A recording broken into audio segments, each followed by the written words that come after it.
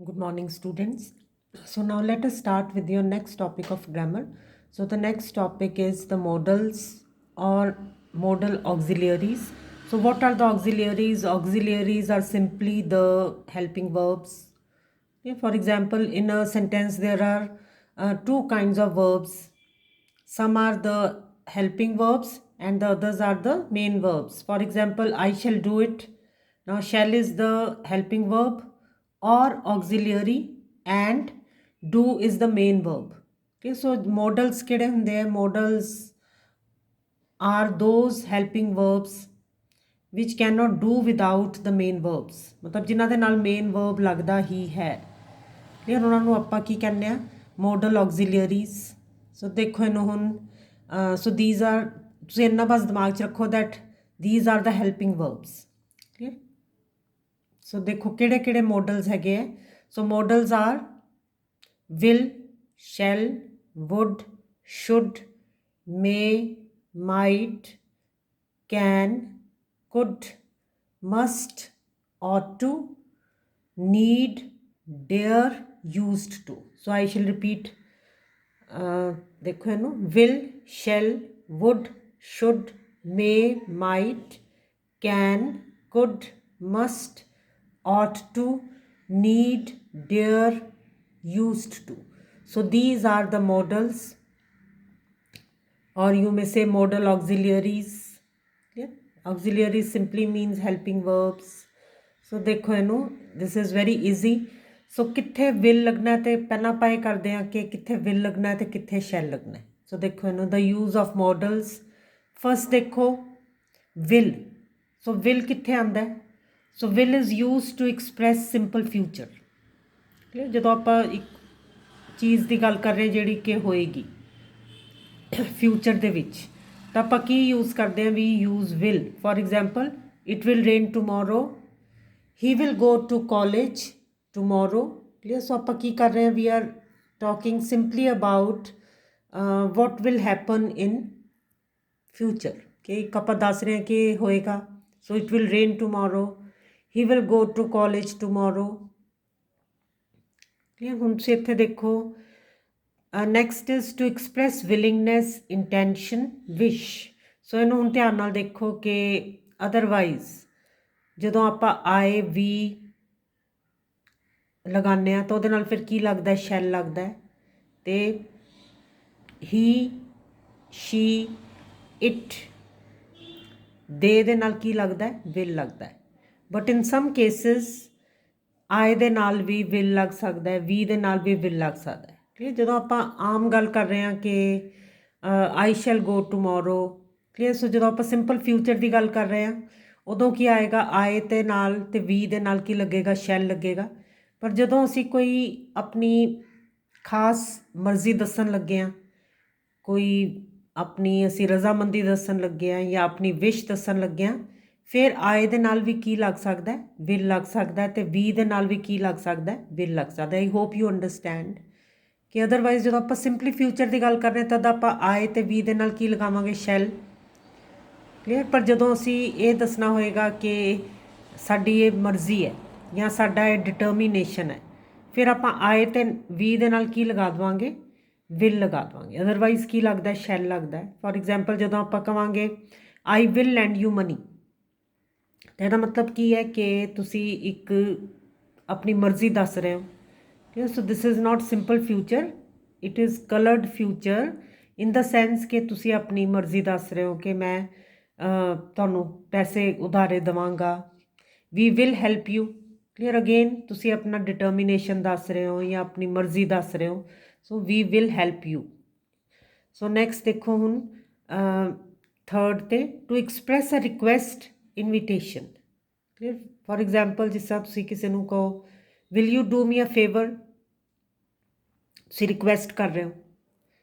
Will you like to have tea, ਤੁਸੀਂ ਉਹਨੂੰ ਕੀ ਦੱਸ ਰਹੇ ਹੋ? ਕੋਈ ਤੁਸੀਂ ਇਨਵਾਈਟ ਕਰ ਰਹੇ ਹੋ ਕਿਸੇ ਨੂੰ ਆਫਰ ਕਰ ਰਹੇ ਹੋ। Will you like to have T.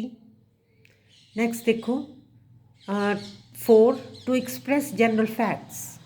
ਜਦੋਂ ਤੁਸੀਂ ਆਮ ਗੱਲ ਕਰਦੇ ਹੋ, ਜਿੱਦਾਂ ਕੋਈ ਵੀ ਜਿਹੜੇ ਤੱਥ ਹੈਗੇ ਉਹਨਾਂ ਨੂੰ ਦੱਸਦੇ ਹੋ, ਫੈਕਟਸ ਨੂੰ ਦੱਸਦੇ ਹੋ। ਫਸਟ ਦੇਖੋ oil will float on water, ਕਿ ਜੇ ਤੁਸੀਂ ਤੇਲ ਪਾਣੀ ਦੇ ਉੱਪਰ ਪਾਓਗੇ ਤਾਂ ਜਿਹੜਾ ਤੇਲ ਹੈ ਉਹ ਪਾਣੀ ਦੇ ਉੱਪਰ ਤਰੇਗਾ ਤੈਰੇਗਾ। Oil will float on water. ਇਸੇ ਤਰ੍ਹਾਂ ਦੇ ਨਾਲ ਸਿੰਪਲ ਇੱਕ ਹੋਰ ਤੱਥ ਕੀ ਹੈ, the sun will rise in the east. Next ਦੇਖੋ 5 to express some characteristic habit. ਜਦੋਂ ਤੁਸੀਂ ਕਿਸੇ ਨੂੰ ਦੱਸੋਗੇ ਕਿ ਉਹਦੀ ਤਾਂ ਇਹ ਆਦਤ ਹੈ, ਸੋ ਦੇਖੋ she will sit there for hours doing nothing, ਕਿ ਉਹਦੀ ਆਦਤ ਹੈ ਕਿ ਉਹ ਘੰਟੇ ਉੱਦਾਂ ਹੀ ਗੁਜ਼ਾਰ ਦਿੰਦੀ ਹੈ ਬਿਨਾਂ ਕੋਈ ਕੰਮ ਕੀਤੇ। ਸੋ ਆਮ ਤੌਰ 'ਤੇ ਕਿਸੇ ਦੀ ਇਰੀਟੇਟਿੰਗ ਹੈਬਿਟ ਜਦੋਂ ਤੁਸੀਂ ਦੱਸ ਰਹੇ ਹੋ, then you use this model like this. She will sit there for hours doing nothing.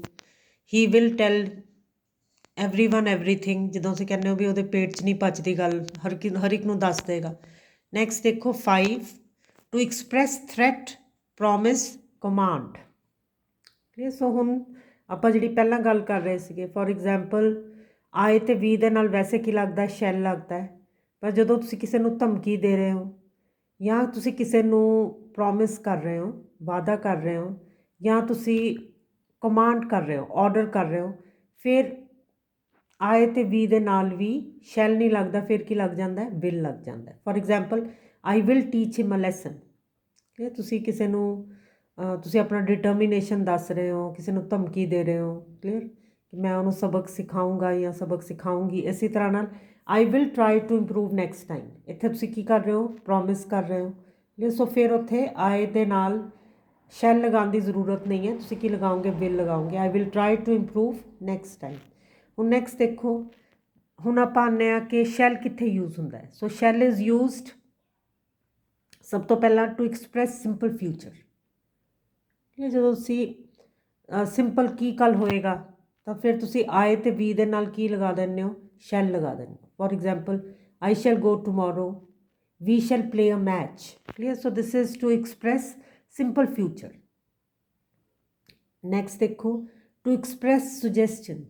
ਸੋ ਜਦੋਂ ਤੁਸੀਂ ਕਿਸੇ ਨੂੰ ਕੋਈ ਚੀਜ਼ ਸੁਜੈਸਟ ਕਰਦੇ ਹੋ, for example shall we start on foot, ਕਿ ਪੈਦਲ ਚੱਲੀਏ। ਸੋ ਕਿਸੇ ਨੂੰ ਤੁਸੀਂ ਸੁਜੈਸਟ ਕਰ ਰਹੇ ਹੋ ਕੁਛ। Shell we play cricket, clear. ਸੋ ਤੁਸੀਂ ਇੱਕ ਤਰ੍ਹਾਂ ਨਾਲ ਪੁੱਛ ਰਹੇ ਹੋ ਕਿ ਇੱਦਾਂ ਕਰ ਲਈਏ, shall we play cricket. So then also shall is used.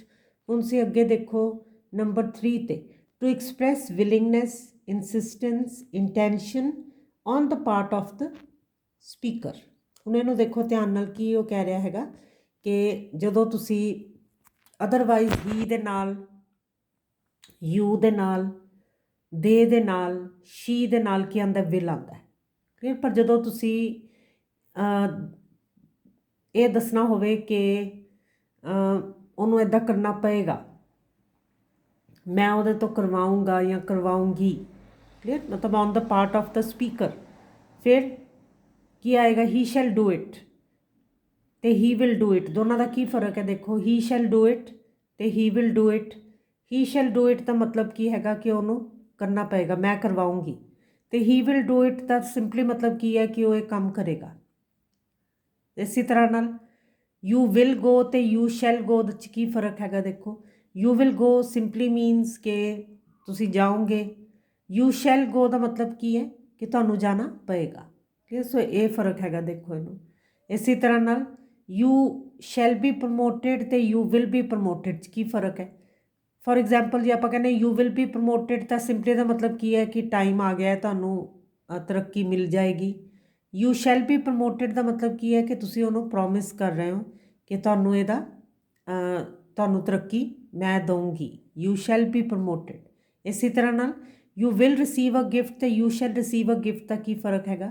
You will receive a gift simply means ਕਿ ਤੁਹਾਨੂੰ ਤੋਹਫਾ ਮਿਲੇਗਾ, ਪਰ you shall receive a gift means ਕਿ ਤੁਸੀਂ ਪ੍ਰੋਮਿਸ ਕਰ ਰਹੇ ਹੋ ਕਿ ਤੁਹਾਨੂੰ ਕਿ ਉਹਨੂੰ ਇੱਕ ਤੋਹਫਾ ਮਿਲੇਗਾ। So it is basically willingness, insistence, promise on the part of the speaker. So I hope this is simple enough and you have understood this.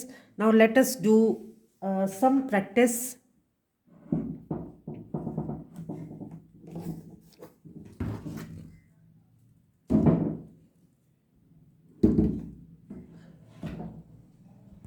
So ਦੇਖੋ ਇਹਨੂੰ ਹੁਣ supply shall or will in the blanks. So this is ਇਹਨੂੰ ਚੰਗੀ ਤਰ੍ਹਾਂ ਨਾਲ ਸੁਣ ਵੀ ਲਿਓ। ਦੇਖੋ ਇਹਨੂੰ ਹੁਣ ਫਸਟ ਇਜ਼ ਡੈਸ਼। ਫਸਟ ਦੇਖੋ first sentence blank space it rain today. So ਇੱਥੇ ਕੀ ਆਊਗਾ will it rain today। So simply ਪੁੱਛਿਆ ਜਾ ਰਿਹਾ ਕਿ ਕੀ ਬਾਰਿਸ਼ ਹੋਏਗੀ। will it rain today। Next ਦੇਖੋ ਨੈਕਸਟ ਸੈਂਟੈਂਸ ਕੀ ਹੈਗਾ you dash not leave this place. So ਇੱਥੇ ਆਪਣੀ ਇਮੈਜੀਨੇਸ਼ਨ ਯੂਜ਼ ਕਰੋ। ਇੱਥੇ ਉਹ ਕੀ ਕਹਿ ਰਿਹਾ ਹੈਗਾ ਕਿ ਤੁਸੀਂ ਜਾ ਨਹੀਂ ਸਕਦੇ ਇੱਥੋਂ, ਮਤਲਬ ਇਹ on the part of the speaker ਹੈ ਕਿ ਜਿਹੜਾ ਸੈਂਟੈਂਸ ਲਿਖ ਰਿਹਾ ਜਾਂ ਬੋਲ ਰਿਹਾ ਉਹ ਇਹ ਗੱਲ ਕਰ ਰਿਹਾ ਕਿ ਤੁਹਾਨੂੰ ਜਾਣ ਨਹੀਂ ਦਿੱਤਾ ਜਾਏਗਾ। ਸੋ ਕੀ ਆਏਗਾ you shall not leave this place. You shall not leave this place.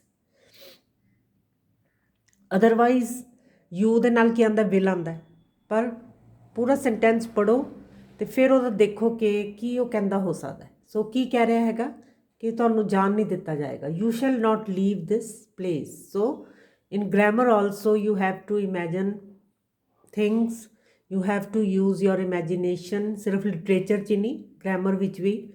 Next ਦੇਖੋ those who reach first dash be rewarded.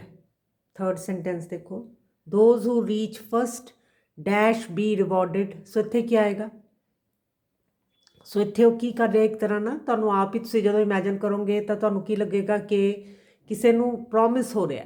So ਇੱਥੇ ਕੀ ਆਊਗਾ those who reach first shall be rewarded.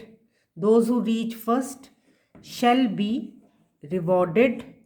Next ਦੇਖੋ sentence number 4 dash I bring some tea for you. So ਕੀ ਆਏਗਾ shall I bring some tea for you.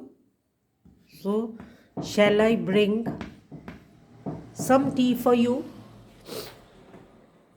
next देखो would dash float on the water। ਸੋ ਇਹ ਕੀ ਹੈ ਇੱਕ simply ਇੱਕ fact ਹੈਗਾ, ਇੱਕ ਤੱਥ ਹੈਗਾ ਕਿ ਜੇ ਤੁਸੀਂ ਲੱਕੜੀ ਨੂੰ ਪਾਣੀ ਦੇ ਉੱਪਰ ਛੱਡੋਗੇ ਤਾਂ ਉਹ ਤੈਰੇਗੀ। ਸੋ ਇਟਸ ਸਿੰਪਲ ਇੱਕ ਜਿਹੜਾ ਫੈਕਟ ਹੈ ਉਹਦੇ ਵਾਸਤੇ ਅਸੀਂ ਇੱਥੇ ਕੀ ਯੂਜ਼ ਕਰਾਂਗੇ will। So would will float on water। next ਦੇਖੋ how dash you solve this problem। so again simple ਗੱਲ ਹੈ how will you solve this problem। how will you solve this problem। next ਦੇਖੋ I dash do better next time। so ਇੱਥੇ ਕੀ ਹੈ ਇੱਥੇ ਇੱਕ promise ਹੈਗਾ। ਸੋ ਇੱਥੇ ਕੀ ਆਊਗਾ I will do better।